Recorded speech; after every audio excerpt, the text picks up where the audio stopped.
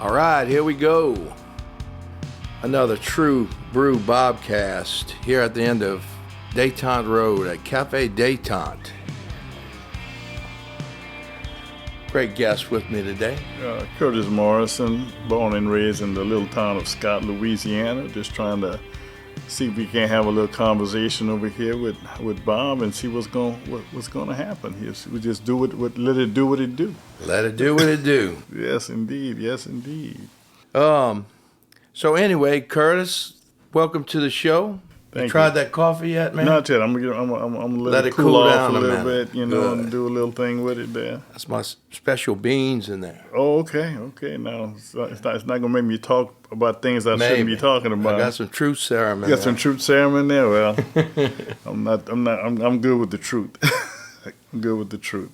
You know, I was thinking about our podcast, and I thought a good place to start off is where me and you left off the other night. Curtis and I was at a function, and we was talking about, you was telling me we went back to when you was in school, high school or grade school, and desegregation was coming about. Give us, set the stage for us on that. Yeah, I was born, go back to that. I was born in a little community called Scott. At the time it was a community, now it's a city now. But it was a community, and my dad was a sharecropper, and my mom was a homemaker. And I started school in 1961, and the school I started at was now known as Westside, but at the time it was called Scott Negro Elementary. And when I tell people that, people look at me like, well, that's not that long ago. It was just a few years ago. I said, yeah. I said, but you know, things started to change in the 60s.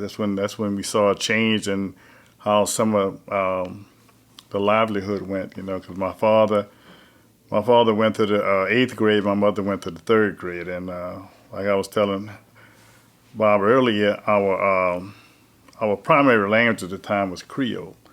So my parents and I spoke Creole, and coming up, that's the first language I learned was Creole. And when I got to high school, when I got to elementary school, you had to sit there and learn English. It's kind of a job because English is a hard language to learn.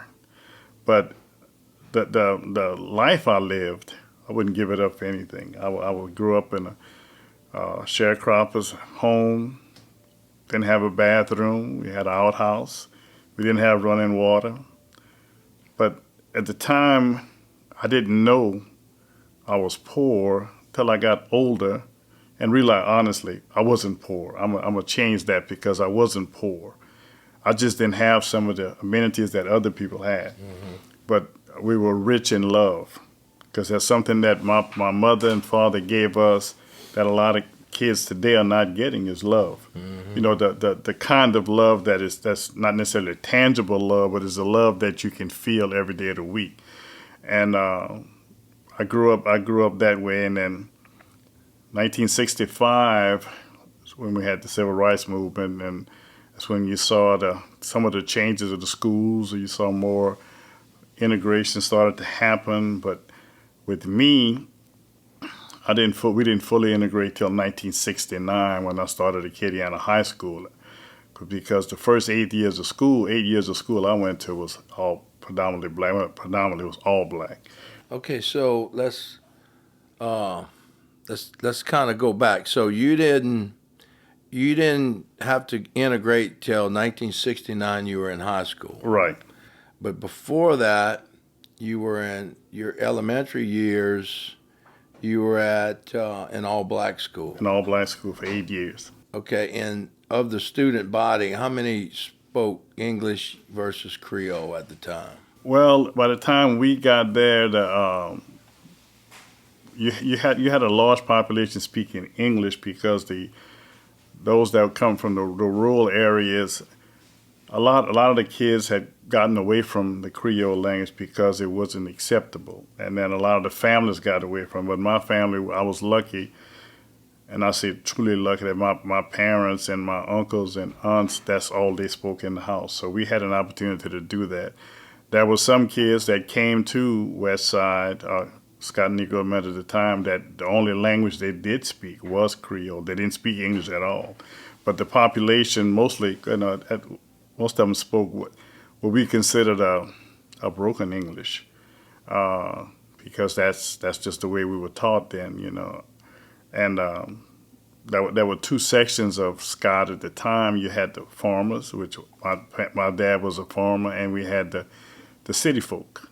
And the city folk lived on DeLorme Avenue, so you call them the city folk. But they were all English speakers. Their family spoke Creole, but the kids didn't speak it. But we were lucky enough that we learned Creole, and my parents taught us Creole.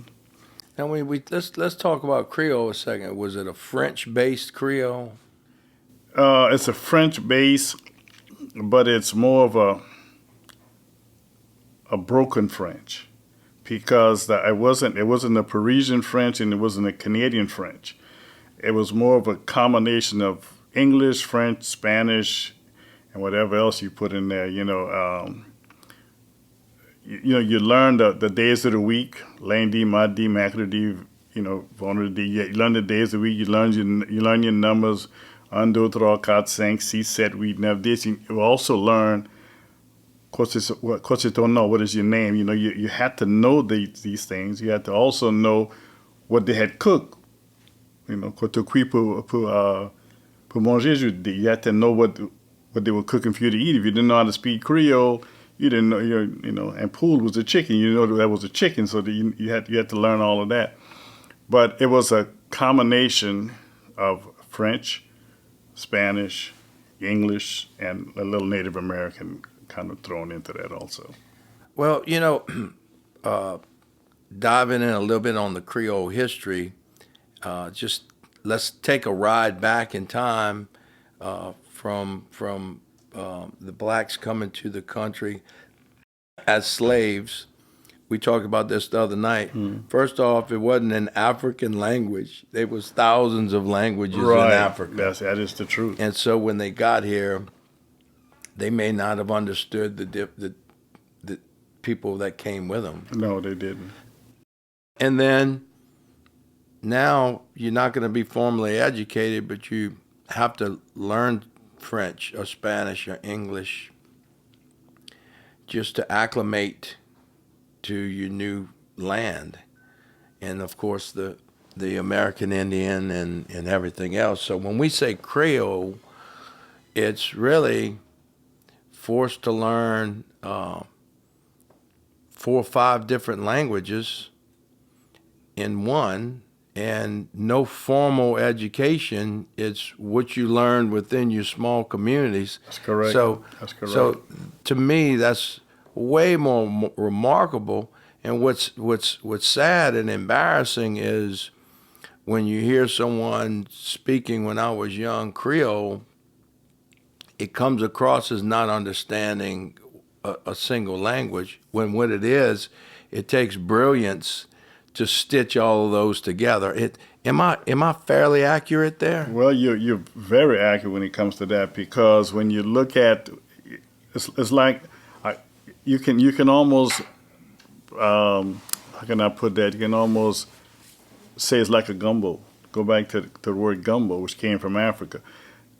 You put everything, you throw everything together, and it comes out one great thing, and that's what happened. They threw all these languages together, so they came out with a language that everybody understood, and that's how I believe that the Creole language came about. Is the fact that everybody put a little piece, and you understood something, and all of a sudden it became a language.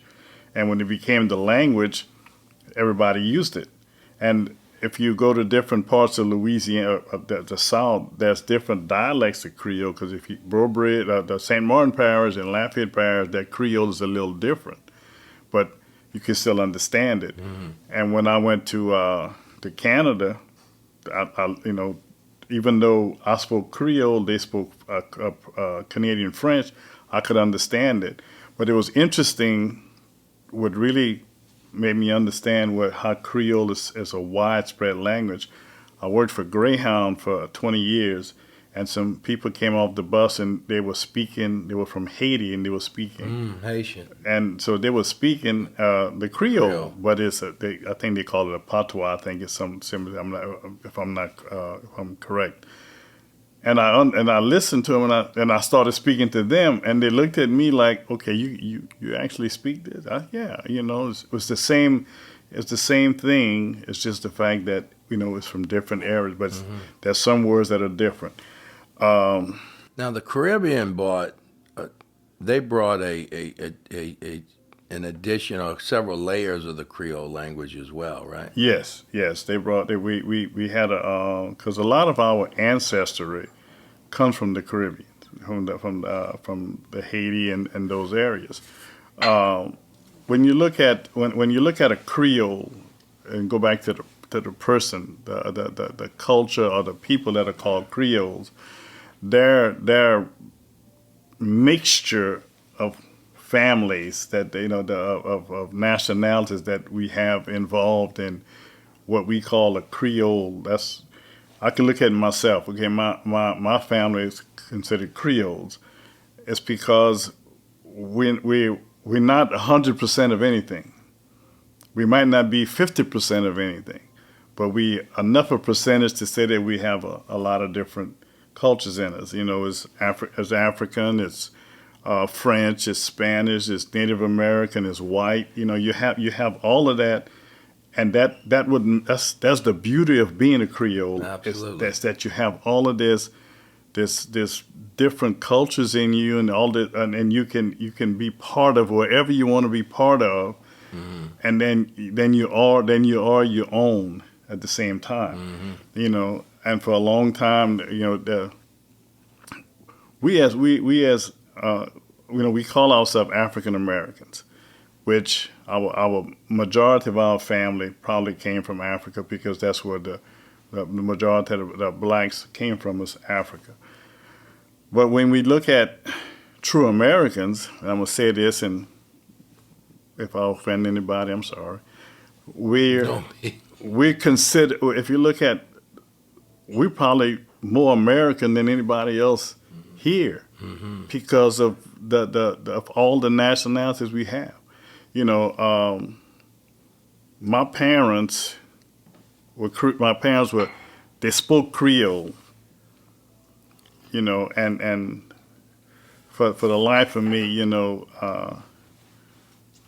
I don't understand why they didn't get educated. And I understand why now. At the time, I didn't understand why they didn't get educated. It's because when they were younger, there were no schools for them to go to. Because my parents were born in 1916, and there were no schools for them to go to. So I can understand why they were not educated. And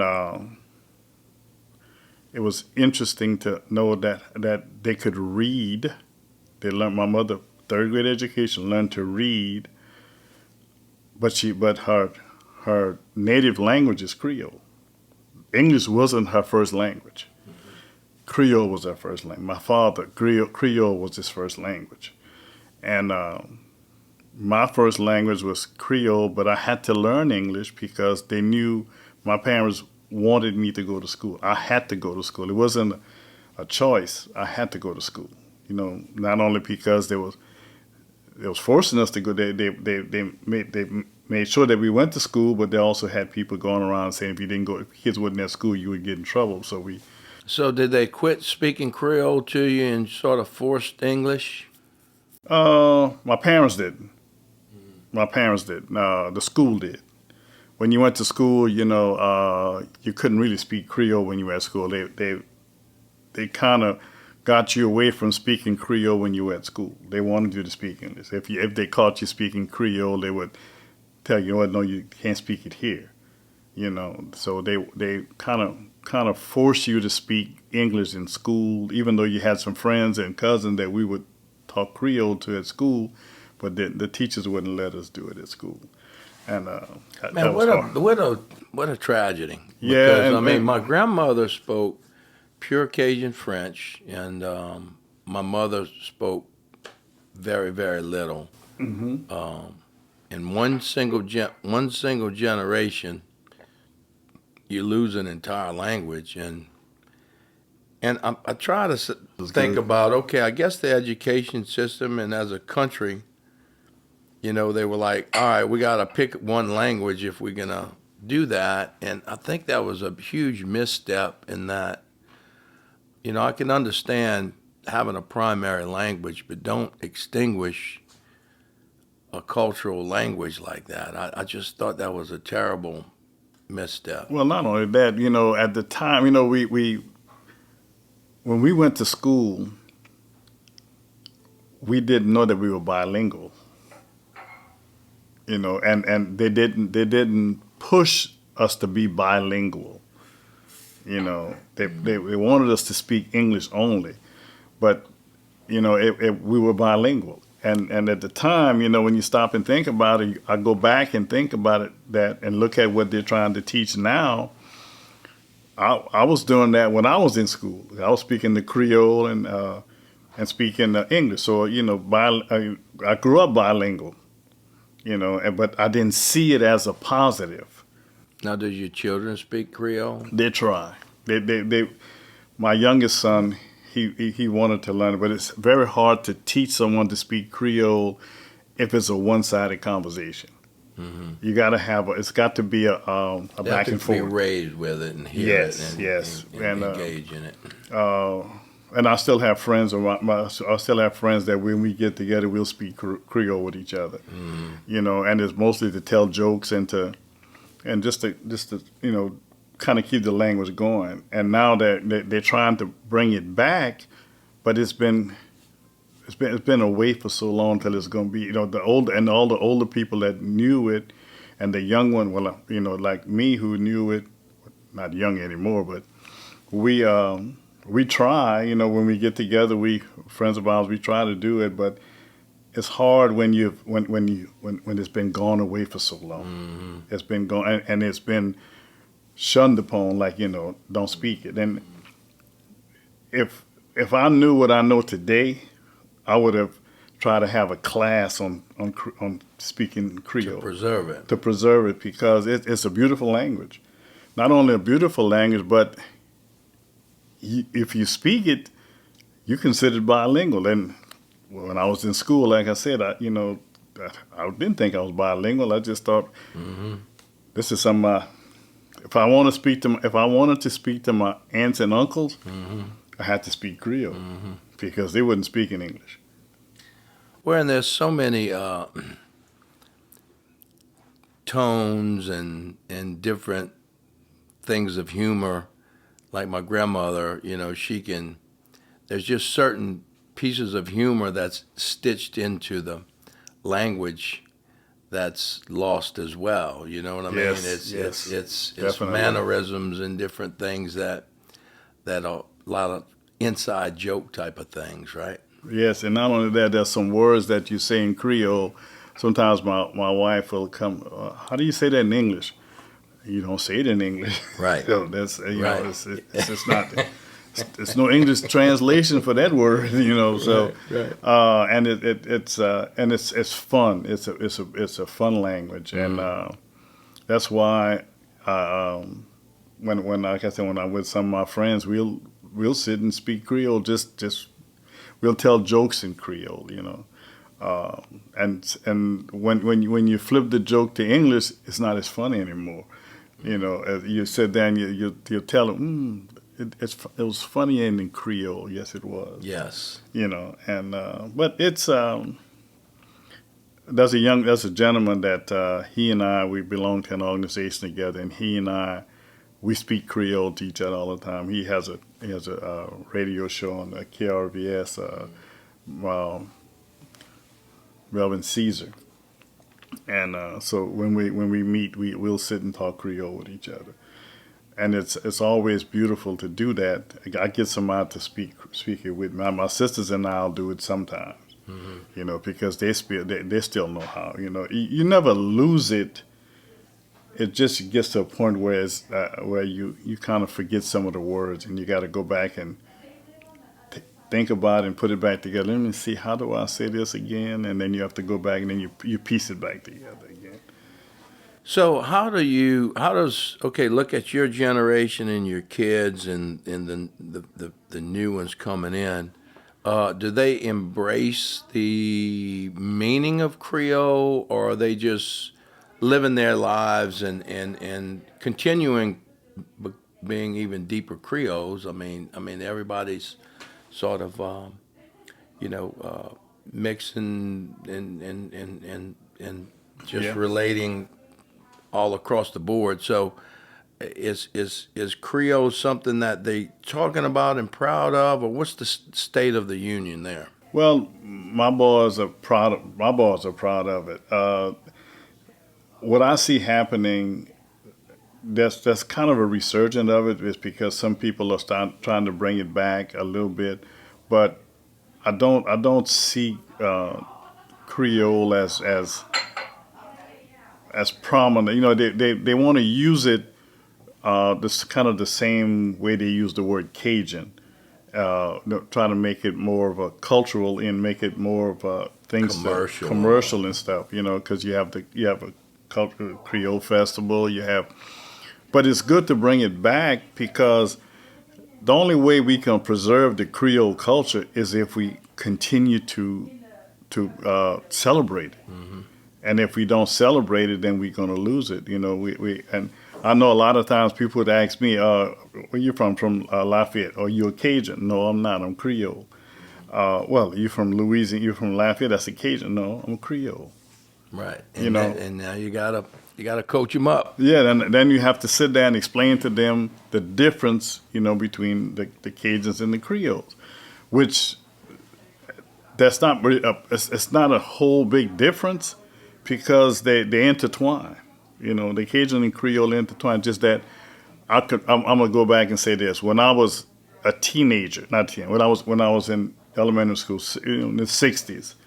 I don't know if you remember that, but in the '60s, calling someone a Cajun was an insult. Yeah. And now everybody wants to be Cajun, but in the '60s and '70s, you call somebody a Cajun, it wasn't a good thing. Right. There There was stigmas tied to it was a all. lot of stigmas tied to it, and now it's a $1 billion industry. Yeah.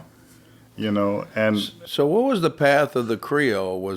I know, was there, like, listening to Dr. East, she's talking about, in antebellum, pre-Civil War, free people of color was a wonderful position to be in down here, according to the way she explained it.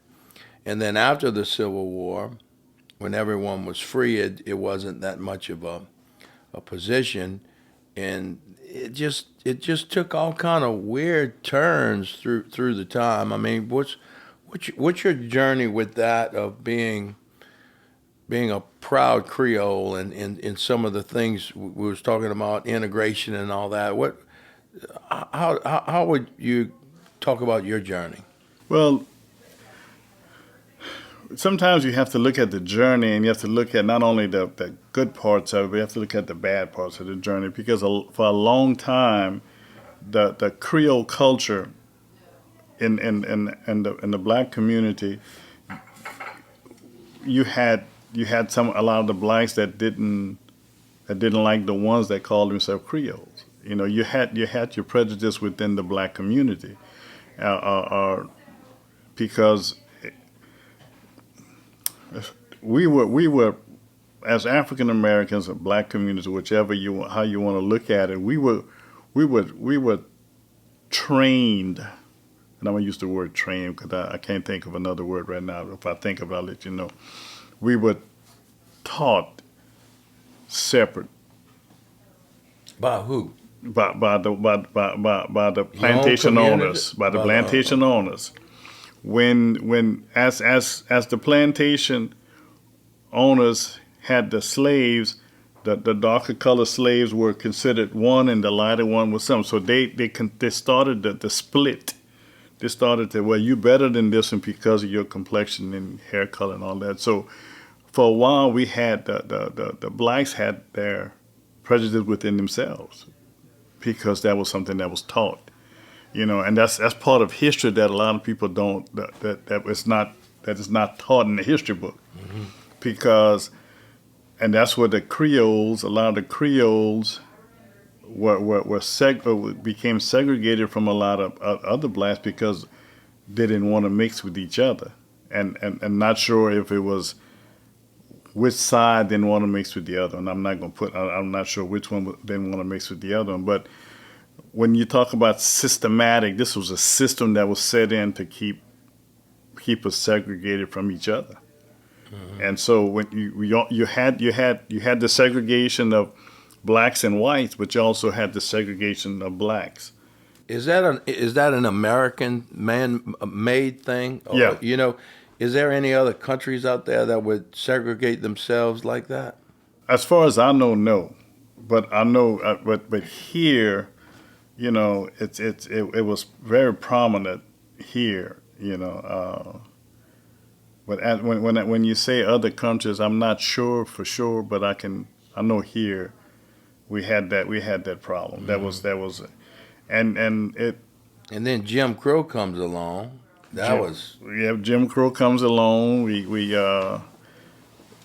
What we have to understand as people of color, and I'm gonna use that instead of using another adjective. As people of color, we have to understand that wherever we go, when we go into a room, and if a lot of people say, "Well, I don't see color." No, that's impossible. Right.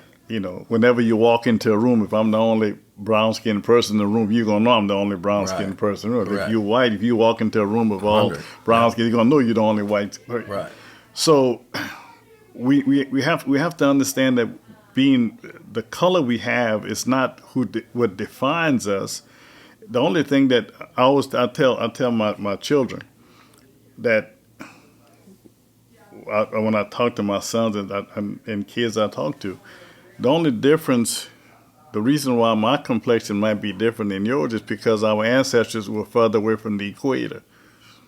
The closer you are to the equator, the darker your skin is going to be because you have to deal with the heat, and all of this is going to change. But the further away, if you notice, the further away from the equator, the lighter skinned the people are. That's the difference. That's the difference in the country. But when the slaves came to the United States, and as the slave owners started having children with some of the slaves, then that's where the segregation in our own community started to happen. And so we need to make sure that we understand that our community needs to bring itself back, but it's still one community. That's only one America. The one United States. That's more than one America. But that's one. And that's why I say that being a person of color in the United States, I believe I'm as much American or more than other people that have so many different cultures that are American. 100%. Yeah. Because like my grandfather, there were about 15, 16 children. My father, they were 13. They were a big family because they had farm. But if you look at if you take a picture of my dad and his family, you wouldn't think they all were in the same family because they all had different complexions. Bunch of tones, right? And that's the beauty of being. Absolutely. That's our beauty is that. It's because we don't look alike. I look at I can show you a picture of my family, my brothers and sisters, and you're gonna say, well, y'all sure y'all belong together? No, because that's the beauty of being and this and being black, or being. See, I have to go to something that here because I remember when I say black African Americans, we're the only culture that had so many different names in the time that I've been alive. I've been alive since 1955. We were called Negro. We were called Afro American. We were called black. We called African American, or we were called colored before that. So, and why aren't we considered? We black. We have a different. We're all Americans. If this is the country we want to call ourselves, then we're all Americans. If we zoom out though, Curtis, say for example, the people who came over here to conquer the country, and you know, they all of those countries we talked about, England, France, even Spain, had a caste system. Yes. And so that's all they did was rank people. Hmm. You know what I mean? It was either financially, by wealth, by ethnic groups, by whatever. So during those years, they came over. That was just it, they were imprinted on doing that. Doesn't make anything right, but it forced, like you were saying, we were taught to somehow or another we have to get in some type of frickin' pecking order. And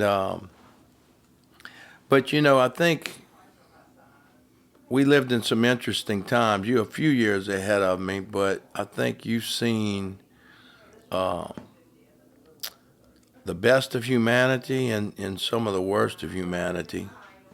And and it's a shame, but at the same time, you know, what a huge, thick piece of fabric of Americana is the African and the Creole people, and thank God for them. And I'm glad we just starting to celebrate it and learning more about it, and it not being whitewashed, and history not we're not being told. It seems to be the Creoles are able to tell their story now, which is refreshing. Yes, yes, and the sad thing about it right now is that some people are trying to erase that culture again. That's the sad thing about it. But you know, you can try all you want to erase it, but you can't erase the people that created it. Mm-hmm. You know, you can't erase me. You can't make me. You can't make me change into something I'm not, or make me forget about, or not speak about where I come from, or the trials and tribulations that my ancestors had to deal with to come here. You know, slavery was not a trade. You know, you didn't learn a trade when you became when you Right. was here. You know, slavery it wasn't a necessary evil. You know, it was something that you know people you degraded the people enough to where when they became when their ancestors became free, they had to try to catch up with everything else. Because when I look at the civil rights movement in the 60s, 64, 65, that's what 55 60 years years ago. ago, yeah. Let's say 60 years ago. Okay, I was looking at it and I was thinking of an analogy for that. It's like, okay, we 400 years of slavery or whatever. That means that 60 years ago is when the African Americans started to realize the freedoms that everybody else has realized. That's like saying, okay, we starting a 40-yard dash, but you starting 60 yards behind me. Right. A 400-yard run, but you starting 60 yards behind. Right.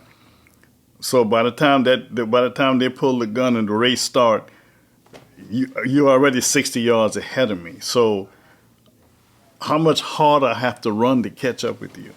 Yeah, and it all compounds on each other, especially when you're building wealth, and especially when you're trying to establish yourself in community. So, how far? Well, before we get into that, tell me a little bit about 100 Black Men, and then we'll just sort of dovetail back into where we were at. Okay, the 100 Black Men started in the 60s, actually. It was started in Atlanta, Georgia. And the main reason why it was to start to, it was like to help the African American to catch up. It gave us, you know, it was some African Americans that were college men. They graduated from college, but it's not an organization of just college graduates. It's an organization of all Black men in different walks of life. And our basic thing with 100 Black Men, we go on the 4 principles: is education, economic empowerment, health and wellness, and mentoring. Mentoring being the cornerstone of the 100 Black Men. That is the cornerstone. That's what we our whole our little motto is what they'll see is what they'll be.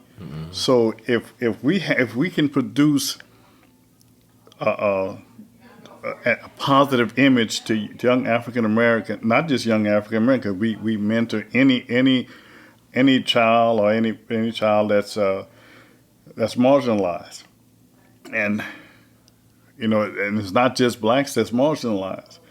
We have a lot of marginalized people that's of all different races, and so we mentor whoever needs to be mentored, especially young men. We also have an adult mentoring group that we mentor fathers, how to be better fathers. And with the 100 Black Men, what it is to make certain that we can have a product. When I say the word product, that the young men that we mentor have a idea that they can be better, that there's something that in this that they can make something out of themselves, come out of this marginalized life and become somebody. And that's the main thing with the 100 Black Men is that. And who's marginalizing? When we say marginalized and we're saying we're behind, and I'm asking this,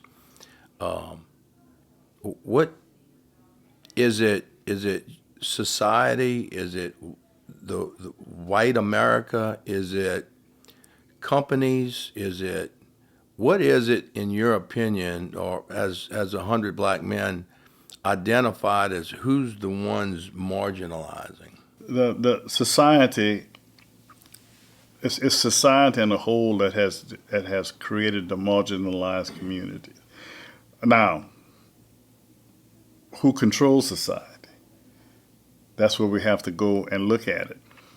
And the way I see it, there is a minority of people that's actually controlling society. Right. And so, but they still control because they control the majority of the money. The money is what runs this country. I'm glad you said that. Let's keep on. I'm You tracking. And the money is what's marginalizing people. Okay, if you're one of the haves, it's very seldom you're going to give to a have-not. All right, say that again. If you're one of the haves, it's very seldom you're going to give it to a have-not. And the haves, in order to keep what you have, I was talking about, there's two things that you have to do with the have-nots. You have to keep them poor and keep them uneducated. Okay, but let's zoom back out, because this is important, is that because I'm trying to understand as well, the ones that's haves, George Carlin said, the real bosses or the leaders or the controllers are the big corporations, and the politicians are simply puppets that create a rift between everyone underneath. But when you mention the word racism, it's more of a grass level, white against black against different cultures or whatever. So there's a lot of blurriness, right? Well, it's when you use the word racism, ism means that could be you're superior. So if you have an ism, when I look at the word racism, you have to be very careful with who you say. What's a better word? Marginalized? I use the word marginalized, but racism is something that people use to divide. Mm-hmm. I see that. We use the word racism to divide people. Yeah. And whenever somebody says something that's against somebody, well, he's racist. But what is a racist? That's the question. I don't know because being where I come from, I don't think I have enough money to be racist. What's your definition?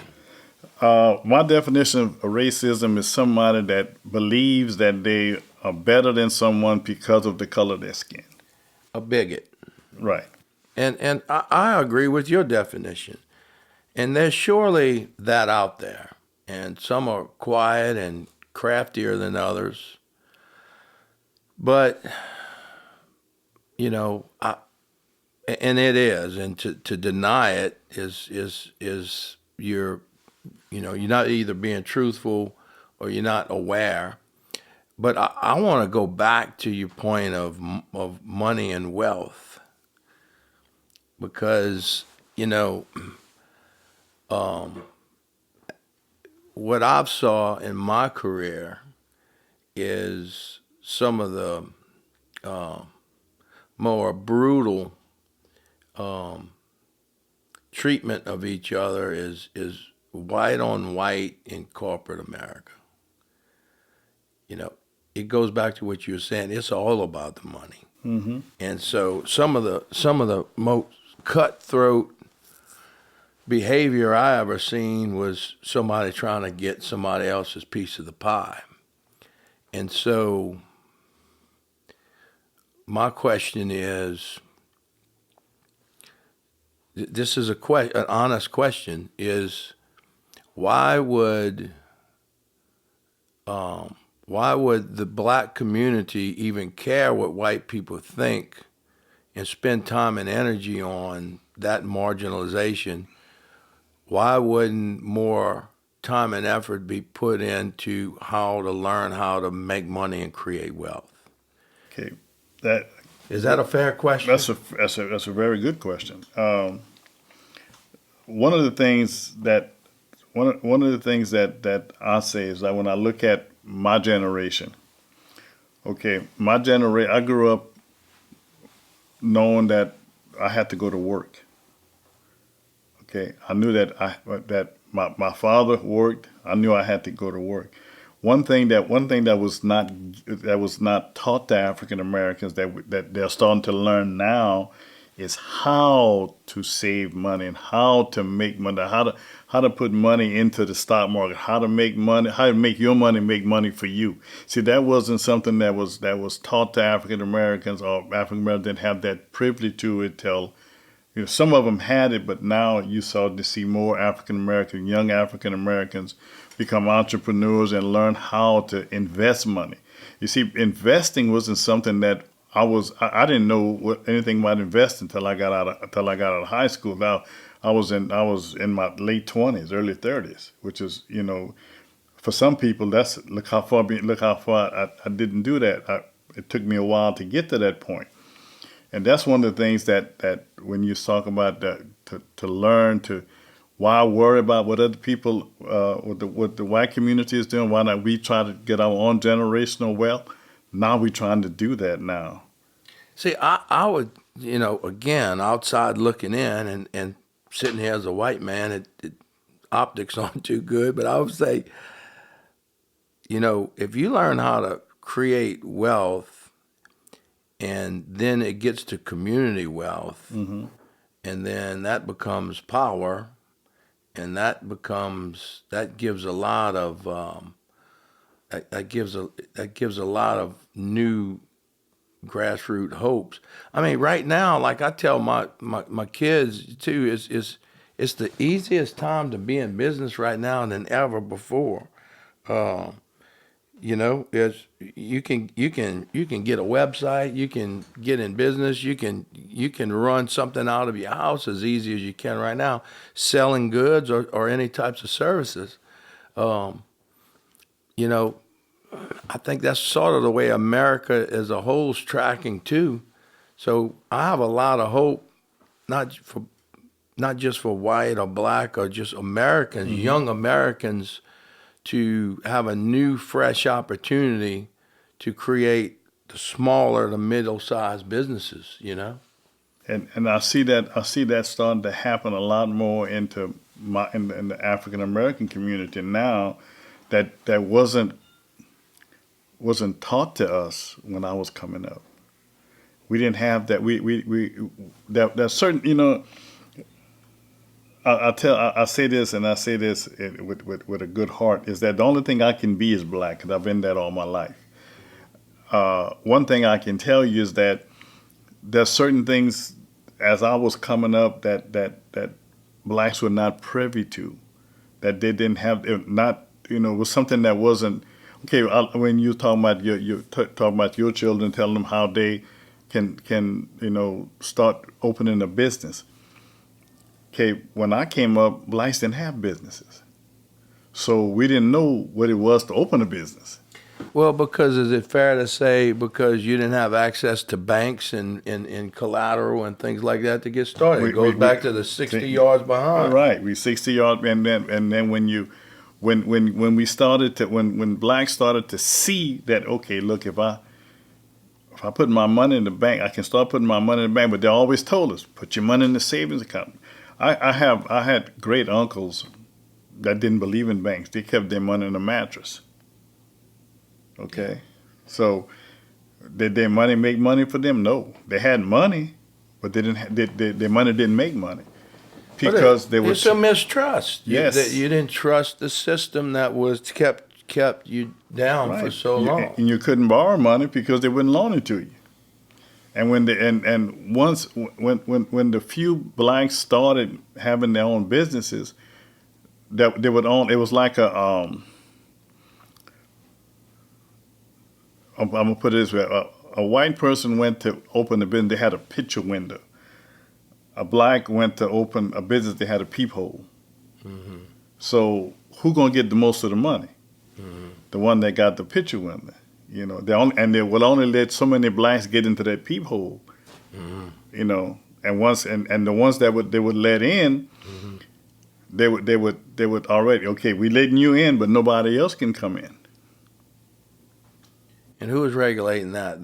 Just the financial sector the business people, the people that had let's say you had a all field service company. I'm just using that as an example.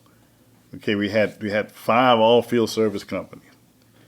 No blacks. Oh, blacks, I'm gonna open me one. Okay, you can open one, but that's it. After you open yours, we're not letting anybody else into this little. Mm-hmm. This little thing, but yours is not going to be as big as mine. Mm.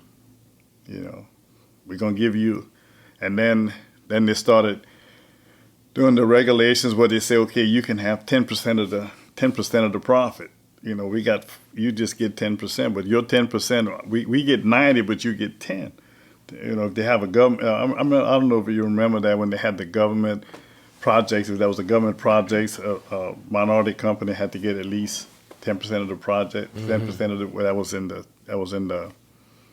80s. Yep. It was in the 80s. And so that's Did that help?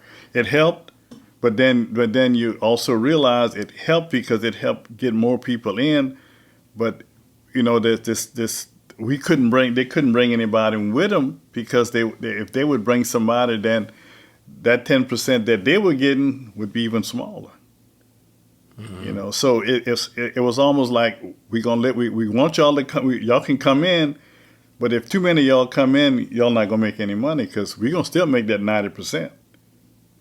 So when we look at that, everything is. I'm sorry to explain it this way, but everything to me is systematic. The system was set up to allow a certain amount of people of color to advance. But once that certain amount advanced, then okay, that's enough. But now, because of, like you said, because of the information age and the computer and all that. It's too wide open. It's too wide open. You can't stop people from doing it. Right. And that's what I'm saying. I think isn't the timing good to put that energy into all of our young people, and not just. Another question, what role do you think government should play in that, in helping, close that gap for participation in everything? What I think, to me, the thing that government should do is not necessarily give handouts, but the government should stop trying to regulate all of what so many. I'm trying to. It's right here, but let me see if I can put it into words. When you limit so many things, the government limits so much, but then sometimes the limits you have to have it in order for the blacks to get in, or for people of color to get into these little areas to make money. Somebody have to come and say, okay, y'all got to let them in. Force it. Yes, they have to force them in, because But that's good. That's good for government contract stuff, and I agree with that. Yeah. And I think that's been in place for a long time. But in the open free market, in the open free market, that's the biggest problem. It's exactly what it is, open and free. And the problem is when the people that are already controlling that market, power doesn't want to let go power. If we, if it was the roles were reversed, if it was people like if people of color were in power, I think it'd be the same problem. Because it's not about who's in power, it's about the power of the power. I have it, and I really don't want to. You can have a little bit of it, but I don't want to give you too much, because that means I'm losing that power. And I think that's where the problem, like you said, it goes back to that dollar bill. It goes back to the power, because money is power. no, look, listen, it's 100%, and it's. I think you're helping me make my point in regards to that. Look, man, in a perfect world, look, in the United States of America, we're the think about this, Curtis. We're the first free country of mass, and besides the Native Americans, everybody that came here came here from somewhere else. That's right. And if you were born here, you Creole in one shape or another. And so, I guess the way I envision America is that we celebrate everyone and everyone's culture and who they are. Celebrate it. Don't try to make everybody the same. No. That's silly to me. It's unhuman being like. That's the beauty of it. The beauty of it is that we are different. Thank you. That's it. That's the beauty of it. If we all were the same, it'd be a boring country. It would be, and the ones who still view the world in that old caste system, man, they can all go jump. I think the mass people, I guess everyone has a certain degree of it, but anyway, I'm getting off of your story. No, I want to go back. I want to go back to something that's kind of give you another little history about the 100 Black Men. We are a non-political organization. We don't support candidates. We don't get involved in politics because we want to get involved in what's. Everybody has the right to believe and or we don't get in people's religions. Everybody has the right to vote who they want to vote for, do with that. But our main purpose as the 100 Black Men is to mentor and to teach young people how to get to that point where they can start to develop their own self, and then make them know that they have self-worth. You see, that's one of the things that was hard in the Black community, is for kids to believe they have self-worth. Because I talk to kids. We talk to kids every day. I do mentoring all the time, and to look at the eyes of these young kids and see that they don't believe that there's a tomorrow for them. That's the sad part. That's the scary part too. That's the sad part. I can tell you. I was speaking to a young man one time, and I asked him. I said, what do you aspire to be? He was 15 years old. You know what his answer was to me? To be 16. To make it to 16. That was his ambition. And one of the things that As much as I like football, I like basketball, I like sports have demolished not demolished it, but sports have hurt the black community because these young kids, a lot of these young kids believe that that's their way out is to go play sports. But I try to explain to them that Not realistic. it's not realistic. It's like you can win the lottery better than you go, you know. But I don't ever take that away from them, though. I don't ever tell them they can't. You know, if they tell me I want to be a superstar, I want to play professional football, you can. But the one thing you have to have before you can play that is the grades and go to college. Get that first. That's the most important thing is to get that first. And for a long time, when I came up, education was not pushed on us.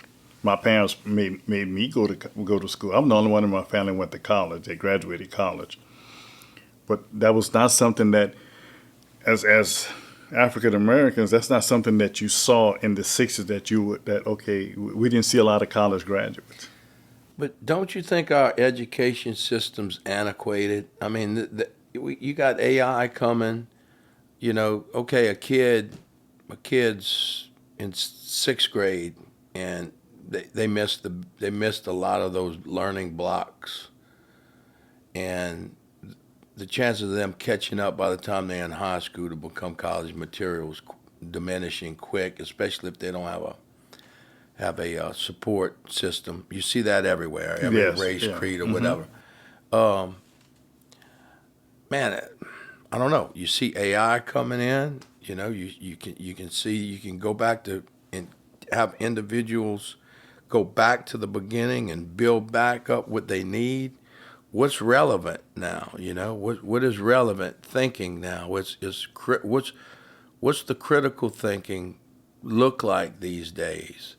And so my view is I think the whole education system is fairly antiquated, and every year that comes by, it's if somebody doesn't grab it and change it and set new pathways, I think we're gonna, as a whole group, we're gonna be a little bit in trouble. Well, our education system, I think we need to.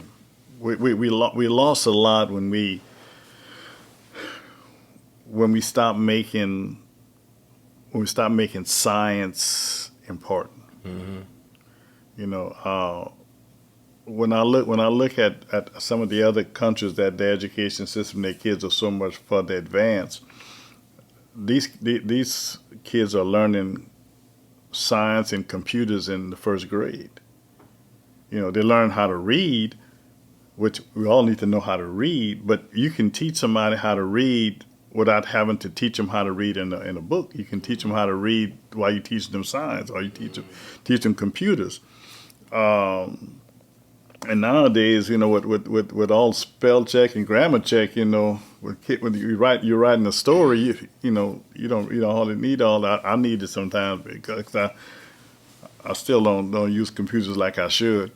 But What's 100 Black Men's remedy for the school system and beefing up the black community's education? Well, the remedy that we have for the 100 Black Men is that in order for the marginalized, or the children that come from poor communities, in order for them to be on the same level, we have to have an early childhood education system here. That's pre-K. pre-K, but that's one that's strong. You know, you can have one, but if it's a weak one, you know, because when you look at when you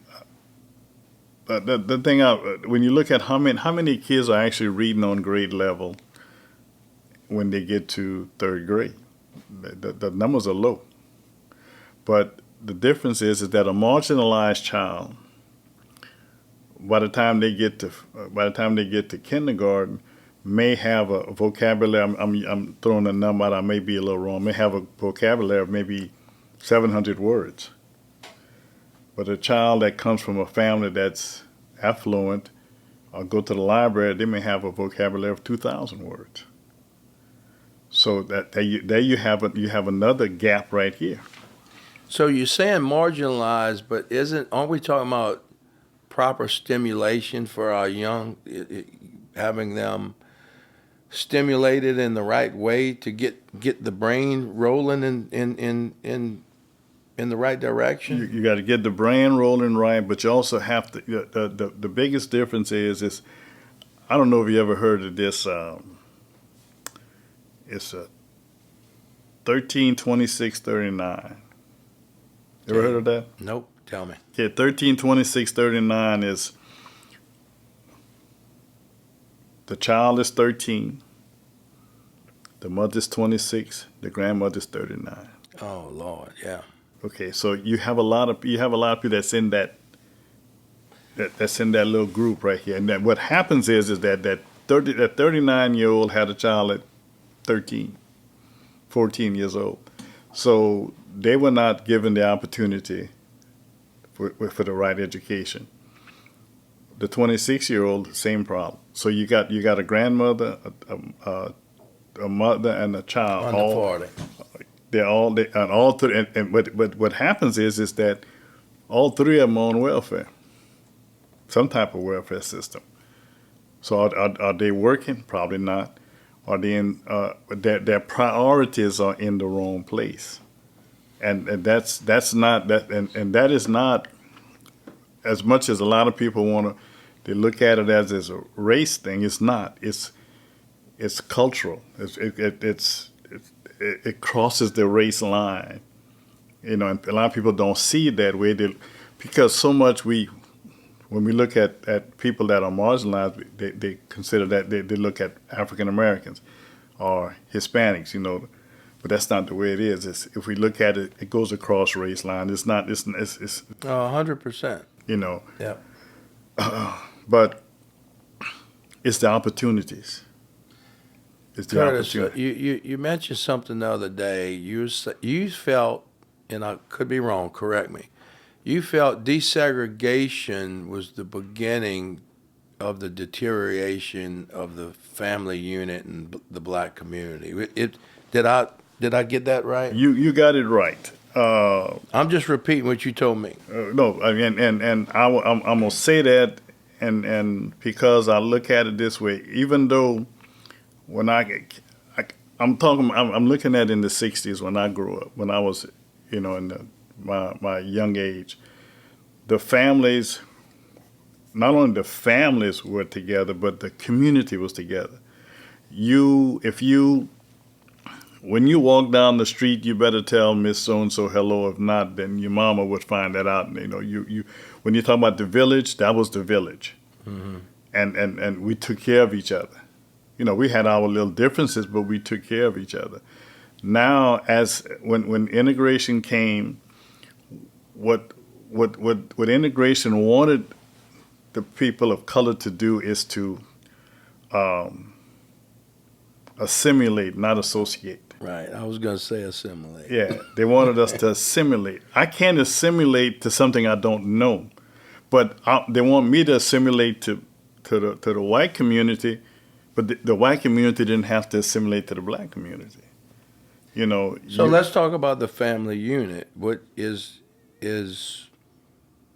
I know there's a lot of studies and this and that, but do you as the black community believe in a family unit, the stereotypical mom, dad, one house, two cars family?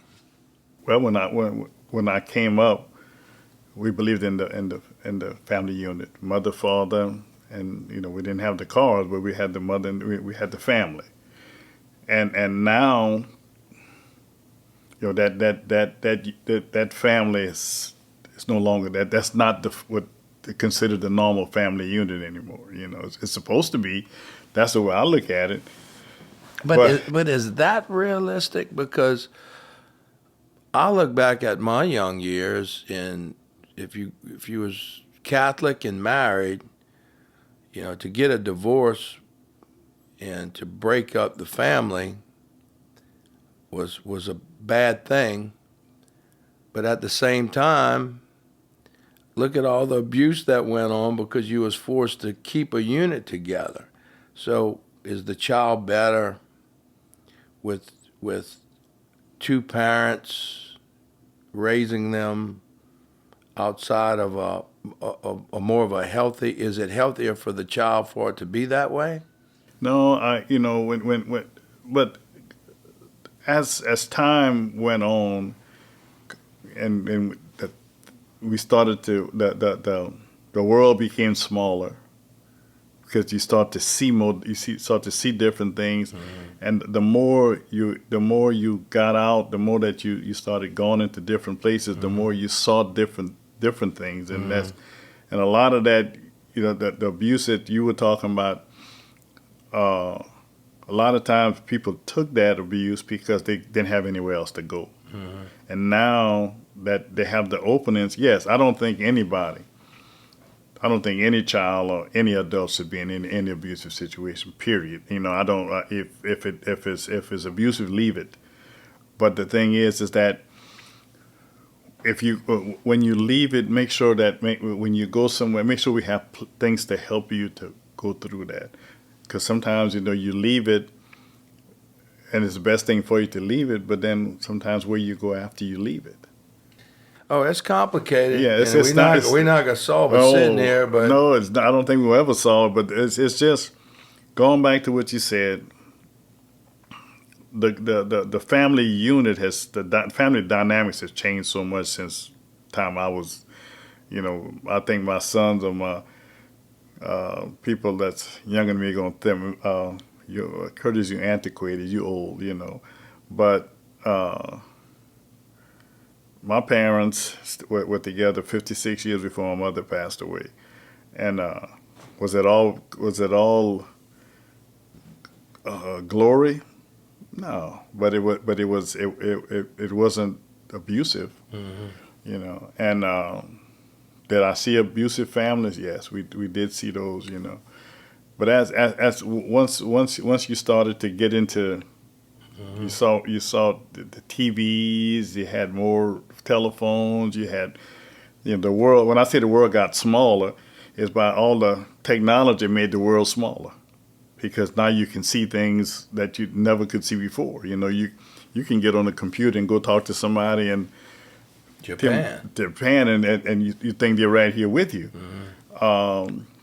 And kids nowadays, where we had to be outside, kids, they want to be on a game. And that game brings them to a friend playing the game with them. On the computer.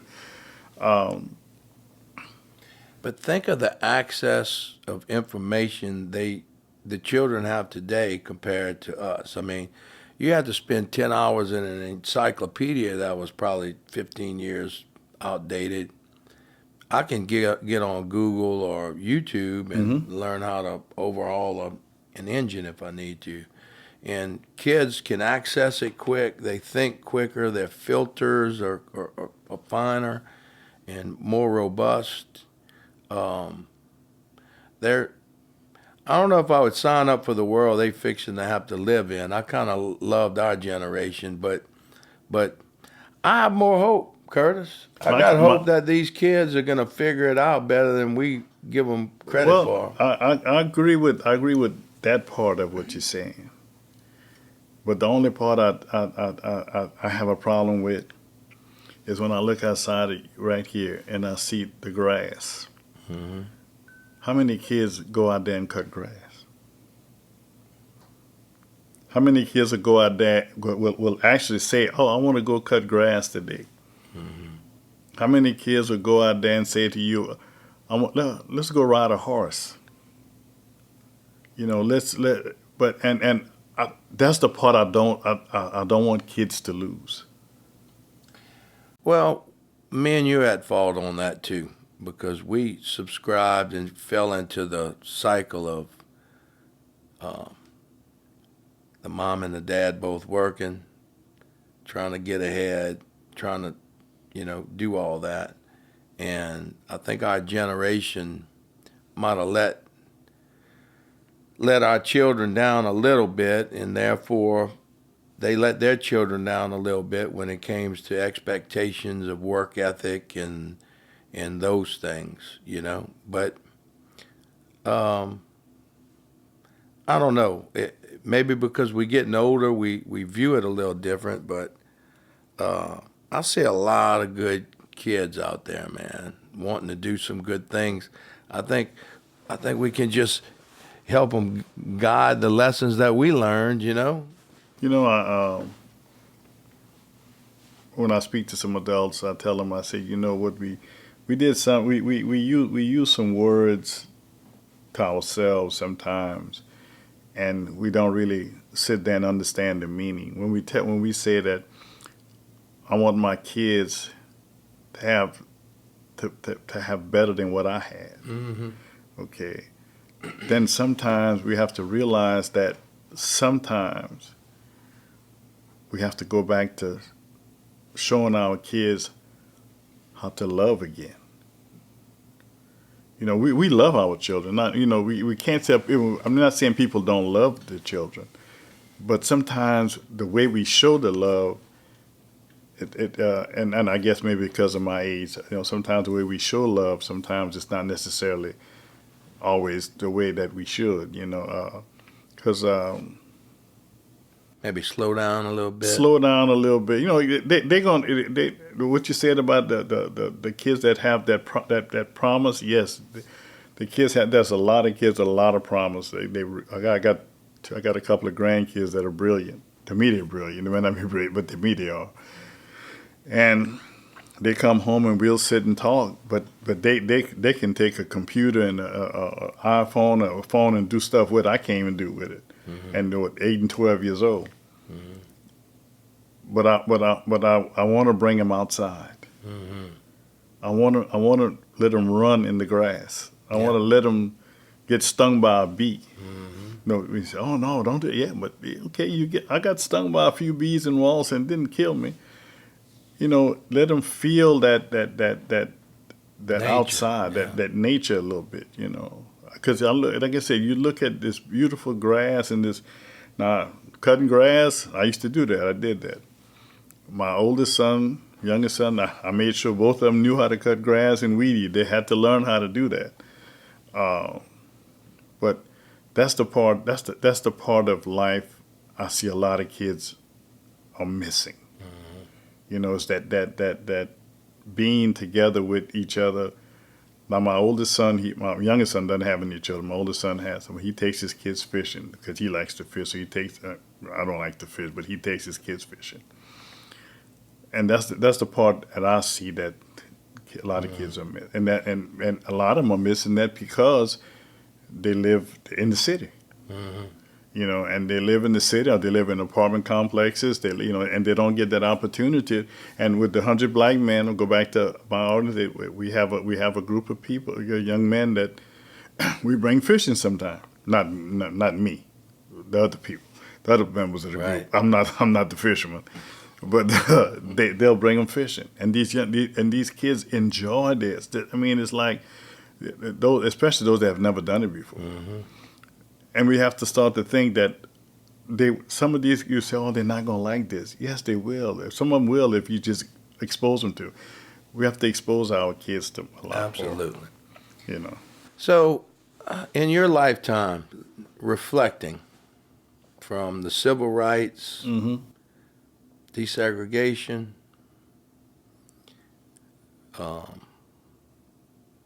raising a family, workforce. Here we are in 2025.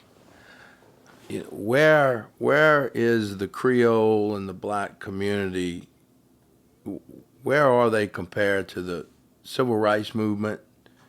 Where do they compare to 20 years ago? Are we making some advancements? If so, where? Or are we stagnant in certain areas? If so, where? What's I keep referring to the 100 black men because I know y'all have a lot of stats and y'all communicate. Yeah. Where do y'all believe y'all at right there? Well, comparatively we've made a lot of gains. Okay.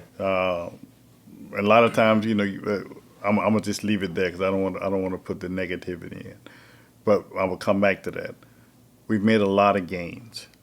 You see more of our culture graduating from high school. You see more of them graduating from college. You see more of them going into professional work instead of labor work. And so, and not only that, you see a lot of them opening their own businesses now. We have a lot of young men that are starting their own businesses. So if I say that from 1964-65 to now, yes, we made a lot of progress, but we're not 60 yards behind now. Maybe we 40 yards behind, because the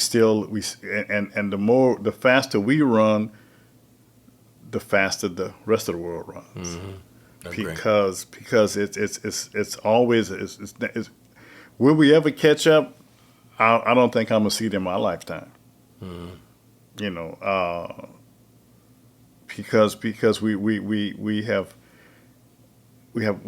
been so far behind for so long that catching up is not necessarily what we're trying to do. We're just trying to make it to a point where we can see the number on your back.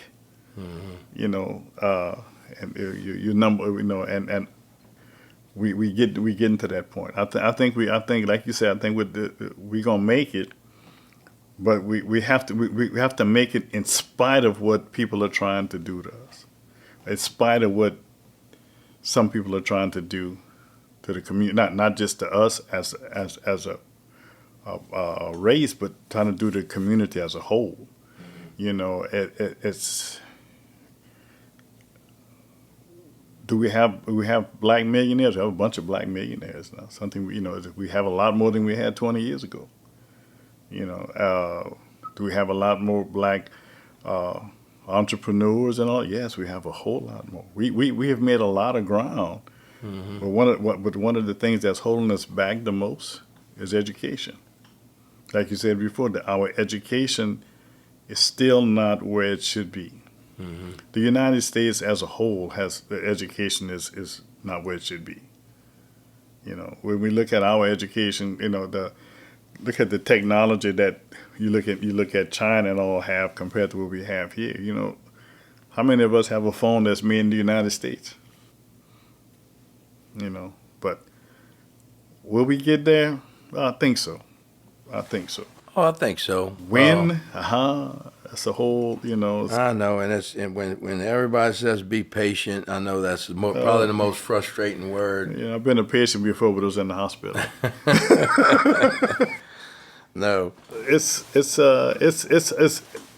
But when when you see people like you and your wife who have an open mind. And have open eyes and have an open heart, then it gives me more courage. It gives me more belief that there's going to happen. I know a lot of people like that. And that's the ones that I really need to. I really need to surround myself with. Yeah.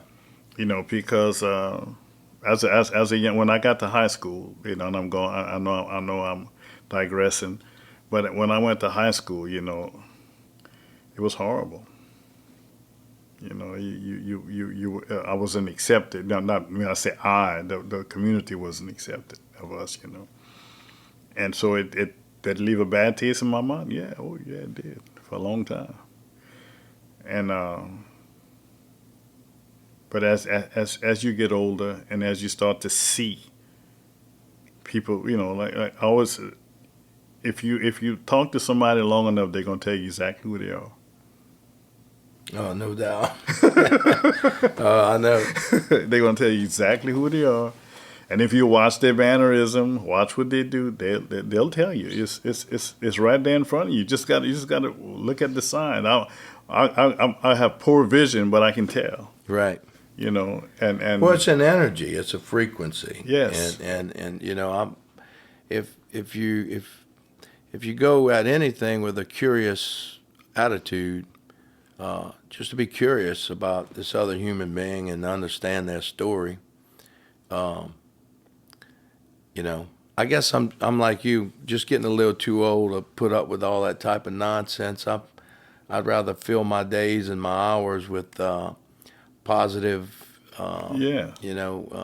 experiences. I sit and I do like you said, I do a lot of mentoring. The 100 Black Men is very we have a lot of mentoring, different areas of men. We do education. We try to go to the school board meetings. We try to work with the system to try to see if we can help better that system. We do economic development with young people.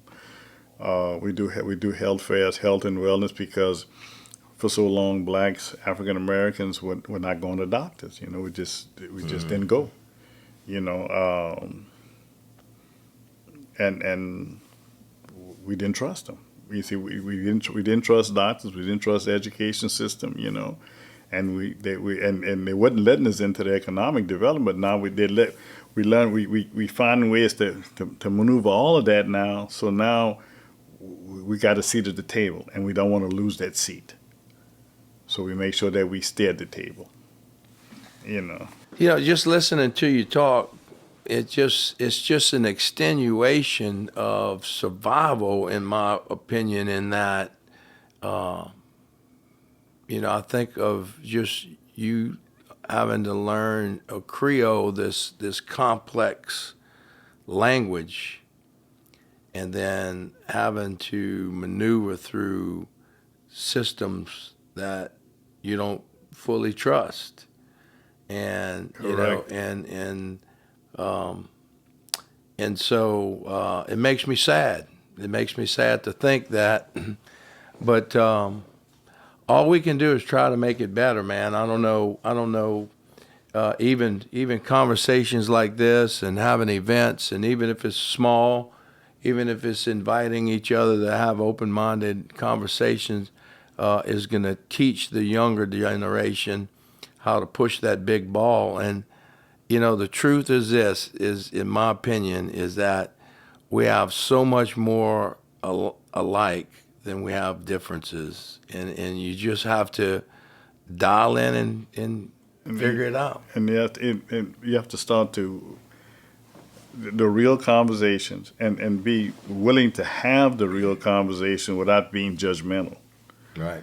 Because not to start to feel threatened by the real conversation. That's one thing that I think too. It's a lot of times, sometimes when we want to have real conversation, sometimes people get threatened. Like I'm not trying to threaten your ancestry by telling you about mine. I'm trying to help you to understand. We first of all, I can't look at you and say, okay, well, you are this way because of where you came from. Where people come from does not dictate where they're going. Mm-hmm. And we have to understand that in order for us to survive in this world, we have to learn how to understand. First, we have to understand each other. Then we have to learn that, like you said before, we're not different. We have some differences, but we're not different.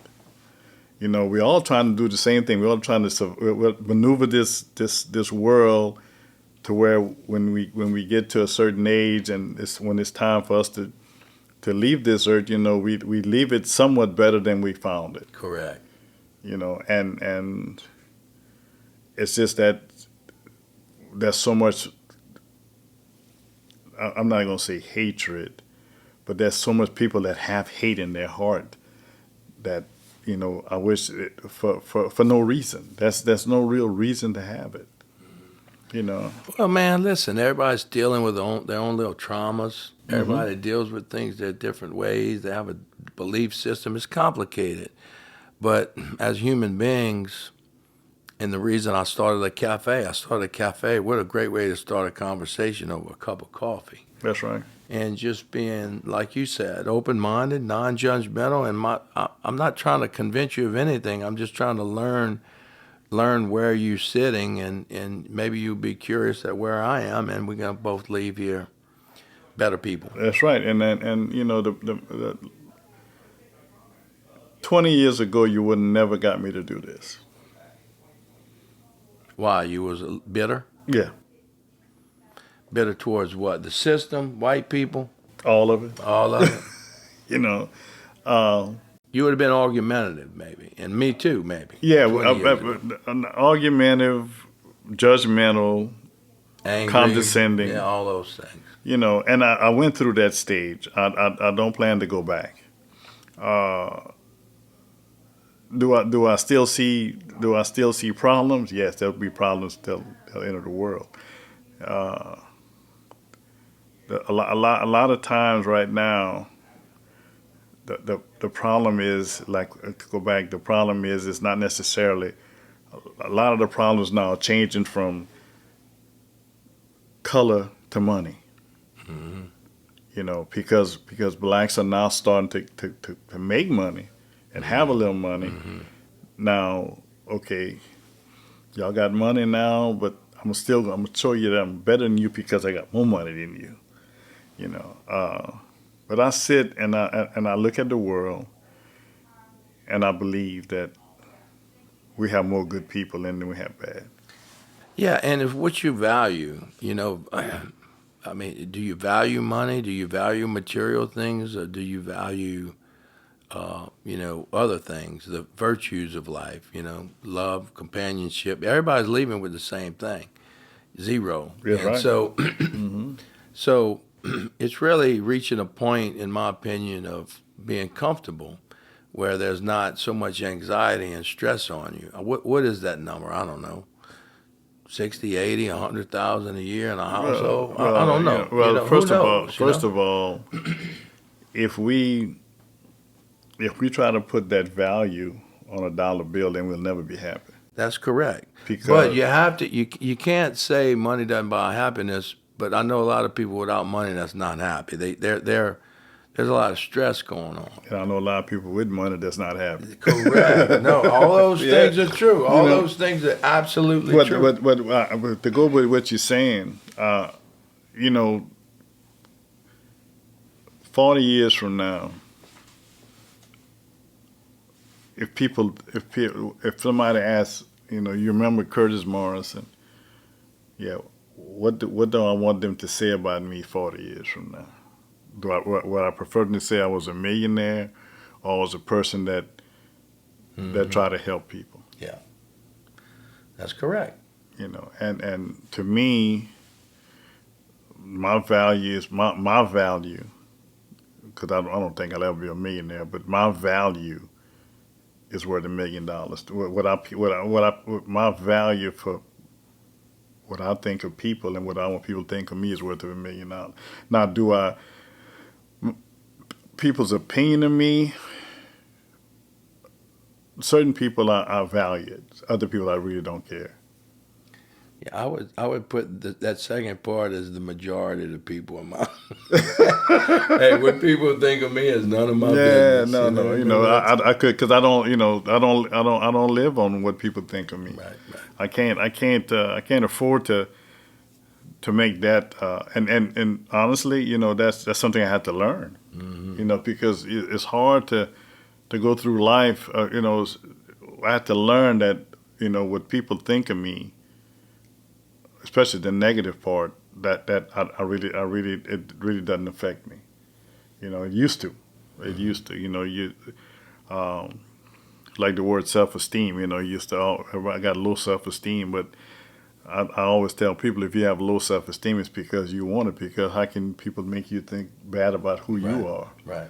You know, it's a choice you made to have low self-esteem. Right. You know, and people get mad at me for saying that, but that's just the way I feel. Yeah. You know, but other than that, coffee is great.